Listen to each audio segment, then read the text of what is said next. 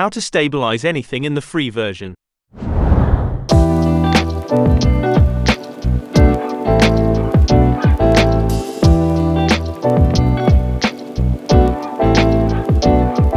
Today's video is sponsored by the Wu-Tang Clan.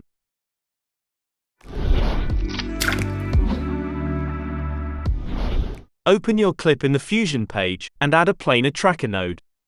Make sure that you are in the first frame and hit the Set button. Change the tracker to Hybrid. Set the motion type to Translation and Rotation. Draw in the part of your frame that you know it should be stable and hit the Track Forward button. Once the tracking is done, change the operation mode to Stabilize. Increase the smooth radius slider a bit and hit the Compute Stabilization button. Because of the stabilization, you will get some parts of your image cropped. Add a transform node and increase the size slider till the empty parts of your image are covered. If you liked this clip, subscribe to this channel. If you didn't, why did you stay till the end?